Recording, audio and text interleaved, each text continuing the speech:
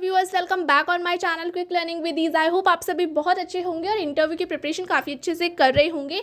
Interview series में बहुत छोटा सा टॉपिक है, लेकिन जब भी हम किसी को इसे बताते हैं या कोई हमसे पूछता है तो हम इसमें थोड़े फंबल हो जाते हैं और सोच में पड़ जाते हैं। तो आप इस क्वेश्चन में सोच में ना पड़े, इसलिए अभी इसे क्लियर कर लीजिएगा। इससे पहले मैंने आपको इंक्लूसिव, इंटीग्रेटेड और स्पेशल एजुकेशन तीनों के बीच में डिफरेंस बताया था।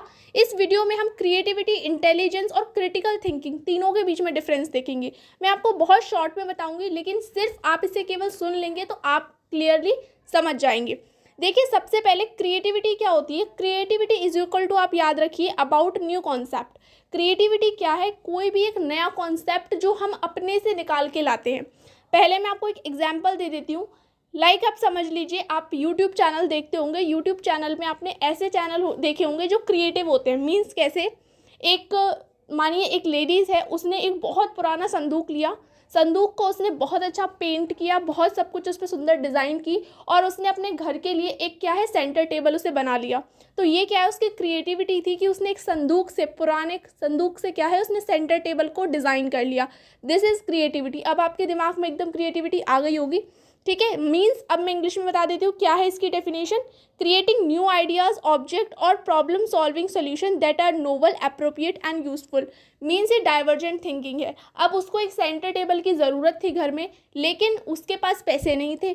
उसके घर में एक पुराना संदूक था, उसने क्या किया, उसको पेंट किया अच्छे से, बहुत सुंदर उसने सजाया, और उसने अपने घर के लिए एक सेंटर टेबल खरीद ली। अब उसने अपनी क्रिएटिविटी से अपने पैसे बचाए और उसने सेंटर टेबल भी बना ली, प्लस वो जो खराब संदूक था उसका भी एक यूज़ कर लिया। ये होती है आपकी क्रिएटिविटी। नेक्स्ट है इंटेलिजेंस। इंटेलिजेंस क्या है? Using existing knowledge to solve problem. तो देखिए, जो भी हमारे पास नॉलेज है उसको हम, जो सिचुएशन है उसके अकॉर्डिंगली हम इसको यूज़ करेंगे। देखिए, नॉर्मली इसका एक मैं एग्जांपल बताती हूँ। अगर आपसे एक पूछा जाए, एक आपको ईंट दी जाए और पूछा जाए कि इस ईंट का आप क्या करोगे, क्या आप इसके 10 ऐसे यूज़ बताओ कि आप क्या कर सकते हो। एक बच्चे से पूछा गया, वो बोलेगा कि इसका हम एक कमरा बना सकते हैं। दूसरे बच्चे से पूछा, आप इसका क्या करोगे, तो उसने बोला कि हम इसको तोड़ तोड़ के क्या है, वो बना लेंगे, मतलब ऐसे कंकड़ी बना लेंगे, ठीक है। तो हम इसको बिछा के फर्श बना सकते हैं, सीमेंटेड फर्श बना सकते हैं। तो ये बताया। एक ने बताया कि हम चूल्हा बना सकते हैं, ईंटों को रख के हम चूल्हा बना सकते हैं, ठीक है। तो इस तरह से एक ने बताया। और अब एक और बच्चे से पूछा गया, अच्छा एक इसका कोई क्रिएटिव यूज़ बताओ कि अगर हम पे कोई चीज़ नहीं है और हम इन ईंटों का उसका यूज़ करके हम ऐसा काम कर सकते हैं। तो उस बच्ची ने बताया कि अगर हमारे पास डंबल नहीं है एक्सरसाइज करने के लिए, तो हम ईंटों को उठा के एक्सरसाइज कर सकते हैं, ठीक है। तो देखो, ये जो 3 यूज़ थे पहले वाले, कि हम ईंटों से क्या है, घर बना सकते हैं, कमरा बना सकते हैं, रोड़ी बना सकते हैं, चूल्हा बना सकते हैं। तो ये क्या है, ये एक इंटेलिजेंस है, जो यूज़ है ऑलरेडी, ये आपने बुक में पढ़े हैं। उस बच्चे ने वही बता दिया। हर कोई जानता है कि ईंटों से कमरा बनता है, घर बनता है।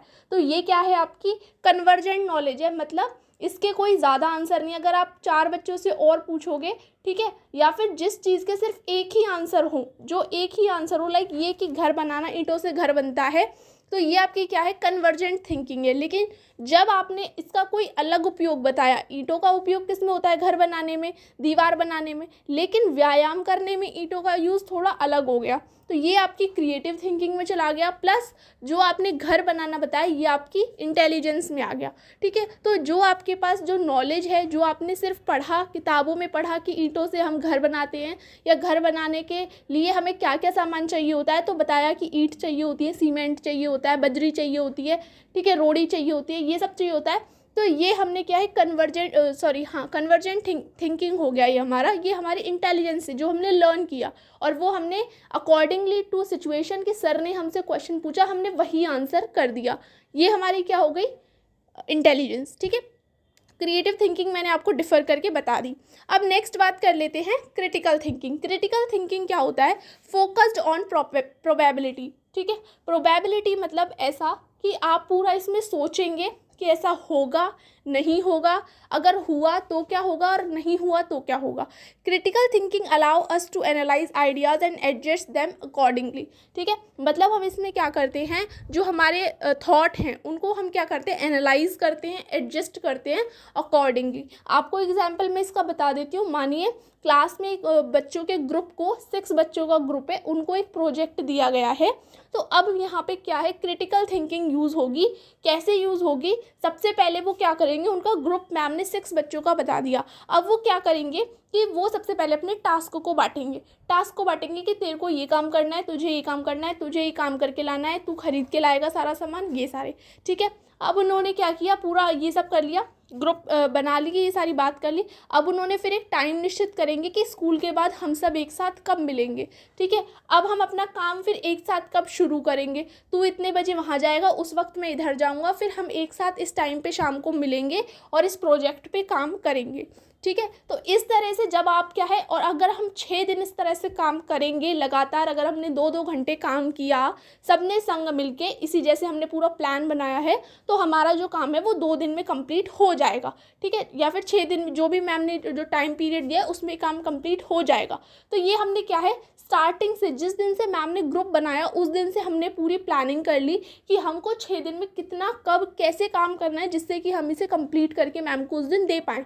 अगर हम लोग प्लानिंग नहीं करेंगे तो क्या होगा, एक बच्चा मानिए उसे याद ही नहीं रहा सामान लाना, वो भूल गया, तो एक दिन तो ऐसे ही निकल गया, फिर अगले दिन वो गया बाजार तो दूसरा कोई सामान भूल गया, तो ऐसे करके तो फिर 6 दिन खराब हो जाएंगे और उनका काम नहीं हो पाएगा। तो प्लानिंग यहाँ पे पूरी चीज़ को एनालाइज कर लेना कि तू इतने का सामान ले आएगा तो इतना पैसा बचेगा, तो हम इसको इधर लगाएंगे। तो इस तरह से पूरी जो एनालाइजिंग करना, सीक्वेंस करना किसी चीज़ को, ठीक है, उसके बारे में पूरी उसकी कहते हैं कि उसको सीक्वेंस करना, एनालाइज करना, पूरा उसको डिटेलिंग करना उसकी, तो वो हमारी क्या आ जाती है, क्रिटिकल थिंकिंग। तो आई होप आपको क्रिएटिविटी, इंटेलिजेंस और क्रिटिकल थिंकिंग तीनों में क्या डिफरेंस होता है ये आप कर पाए होंगे, मतलब जो मैंने बताया वो समझ पाए होंगे।